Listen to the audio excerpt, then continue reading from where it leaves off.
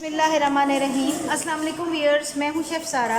आज मैं आपके लिए ताज़ा दूध से रसमलाई बना रही हूँ। 2 लीटर मैंने दूध ले लिया इसके लिए, और 1 लीटर के लिए मैंने रबड़ी बनाने के लिए रख दिया, और 1 के लिए मैं इसकी बॉल्स बनाऊँगी। तो इसके लिए दूध को मैंने उबाल लिया हुआ है। ये दूध फुल गर्म है, इस वक्त उबल रहा है, हल्की आंच पे है। और दूसरी साइड पे इसके रबड़ी के लिए मैंने 2 से 3 सब्ज़ इलायचियाँ डाल के दूध को पकने के लिए रख दिया है। और साथ साथ मैं इसमें चम्मच थोड़ी थोड़ी देर में चलाती जाऊंगी, ताकि जो इसकी मलाई है वो इसके अंदर जाती जाए, किनारों पे ना चिपके। तो इसके लिए बाकी के और इंग्रेडिएंट्स भी होंगे जो कि मैं बाद में आपसे शेयर करती हूँ। तो चले, पहले रस मलाई के लिए हम इसके बॉल्स बनाने के लिए दूध को फाड़ेंगे और फिर उसके बाद उसका प्रोसेस करेंगे। तो ये दूध फुल क्रीम मिल्क है और ये कच्चा था, और अब इसको मैंने बॉयल किया है। अब इसमें 3 से 4 चम्मच हम सिरका डालेंगे।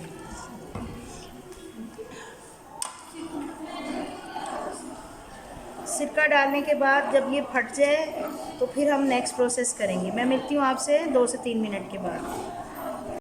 जी, दूध हमारा फट चुका हुआ है और इसको मैंने स्ट्रेनर से निकाल लिया है, और इसका अच्छी तरह से पानी में स्ट्रेन करूँगी। इस पर मैंने फ्रेश वाटर डाला है ताकि ये इसके अंदर सिरके का जायका निकल जाए और थोड़ा सा ये ठंडा भी हो जाए। तो इसको हम अच्छे तरीके से कपड़े में डाल के निचोड़ेंगे और फिर उसके बाद नेक्स्ट प्रोसेस करेंगे।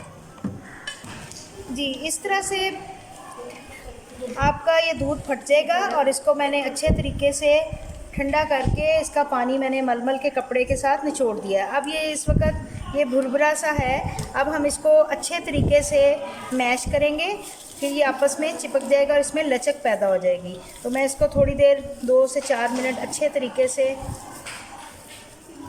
मैश करूँगी हाथ की हथेली के साथ, जिसके बाद ये आपस में स्टिकी हो जाएगा थोड़ा सा। और फिर इसमें हम 1 चम्मच कॉर्नफ्लोर का डालेंगे और इसकी गोलियां बनाएंगे। साइड पे मैंने पानी उबलना रख दिया, 2 से 3 ग्लास पानी है, और इसमें 1 कप मैं चीनी का डालूँगी।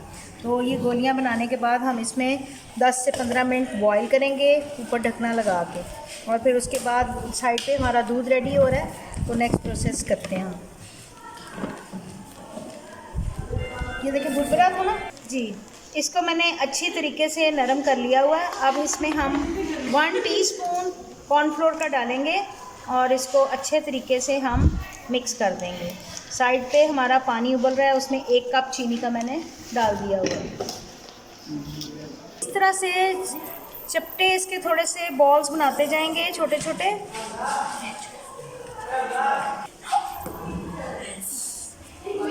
इस तरह से इसकी बॉल्स बनाते जाएंगे, और बॉल्स बना के फिर मैं आपसे दोबारा मिलती हूँ। जी, ये तकरीबन 16 रसमलाइयाँ बनी हैं मेरी। अब ये थोड़ी सी फूल जाएंगी, बड़े साइज़ की हो जाएंगी। तो पानी में मैंने 1 कप चीनी डाली है और 3 ग्लास पानी है। अब मैं इसमें डाल के तकरीबन 15 से 20 मिनट इनको पकने दूँगी। ये थोड़ी फूल जाएंगी और फिर उसके बाद हमारी रबड़ी रेडी हो जाएगी। फिर मैं आपको रेडी करके दिखाती हूँ।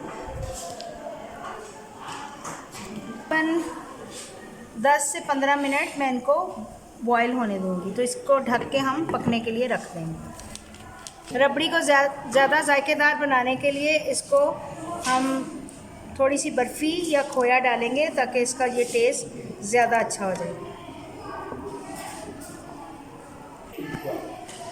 रसमलाई हमारी तकरीबन रेडी हो चुकी हुई है।